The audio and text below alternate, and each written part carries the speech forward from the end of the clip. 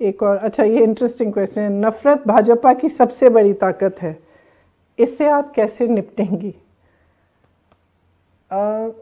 नफरत से निपटने का एक ही तरीका है, और ये कोई नया मेरा तरीका नहीं है, मैं नहीं कह रही हूँ, ये हमारे इतिहास में, हमारी संस्कृति में, वेदों में, पुराणों में, उसके बाद बुद्ध भगवान ने भी कहा, गुरु नानक जी ने भी कहा, नफरत का मुकाबला सिर्फ प्रेम कर सकता है।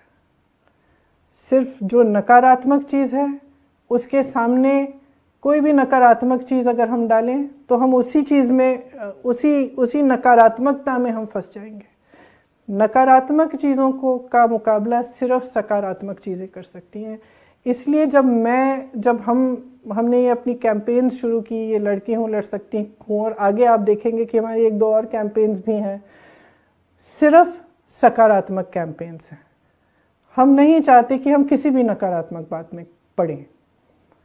हमें परवाह ये है कि हम विकास कैसे लाएंगे, हमें परवाह ये है कि हम महिलाओं को सशक्त कैसे करेंगे, हमें परवाह ये है कि हम नौजवानों को रोज़गार कैसे दिलाएंगे, हमें परवाह ये है कि जो तमाम हज़ारों नौजवान हैं जो बार बार परीक्षाएं दे रहे हैं, बार बार किसी एंट्रेंस टेस्ट के लिए या रोज़गार के लिए वो जितने टेस्ट होते हैं वो दे रहे हैं, किसी घोटाले की वजह से फिर से देना पड़ रहा है, टेस्ट देने के बाद आपको कट ऑफ मार्क आपका बदला जा रहा है। इन चीज़ों के साथ हम कैसे डील करेंगे, इनको कैसे हम हटाएंगे, बाधाएं कैसे हटाएंगे, ताकि जितने भी मौके हैं, चाहे रोज़गार के मौके हैं, सशक्त होने के मौके हैं, नौजवानों को मिले, महिलाओं को मिले, और लोग जो विकास होना चाहिए वो असली विकास हो। ये विकास नहीं कि आप चुनाव आ रहा है तो आपने एयरपोर्ट का उद्घाटन कर लिया, पता चला कि एयरपोर्ट तो बना ही नहीं है, चाइना की एयरपोर्ट आप सोशल मीडिया पे दिखा रहे हैं, आपके विज्ञापनों पे सारा दिख रहा है कि विकास आया है, विकास आया है, लेकिन ज़मीन पे कुछ नहीं है। ज़मीन पे लोग त्रस्त हैं, परेशान हैं, किसान हो, दलित हो, महिलाएं हो, नौजवान हो, सब त्रस्त हैं। तो जो राजनीति में जो हिंसा लाना चाहते हैं, जो नफरत लाना चाहते हैं, उनका एक मकसद होता है। मकसद ये है कि आप उनसे सवाल ना करें, आप उनसे जो एक्चुअल चीज़ें हैं कि भाई तुम मेरे लिए कर क्या रहे हो, ये आप पूछोगे नहीं।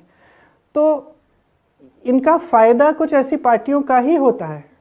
अंत में आप सोचिए, आप नेता हैं, आपको जनता ने अपना प्रतिनिधि बना दिया।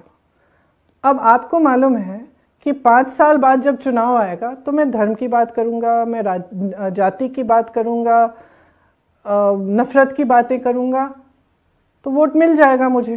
तो आप काम क्यों करेंगे? काम क्यों करेंगे आप काम तभी करेंगे ना जब आपको मालूम है कि 5 साल बाद आपको उस काम पे जवाब देना पड़ेगा, जवाबदेह बनना पड़ेगा। तो मैं समझती हूँ कि जो ये राजनीति में ख़ास तौर से समाज में जो नकारात्मकता, हिंसा फैल रही है, इसका मुकाबला एक्चुअली सकारात्मक राजनीति, प्रेम, करुणा भाव, सबको एक साथ लेकर उन चीज़ों के बारे में हम बात करें जो एक्चुअली हमारे भविष्य को, हमारे जीवन को सुधारें, हमारे समाज को सुधारें, हमारा जो आपसी प्रेम है उसको बढ़ाएं।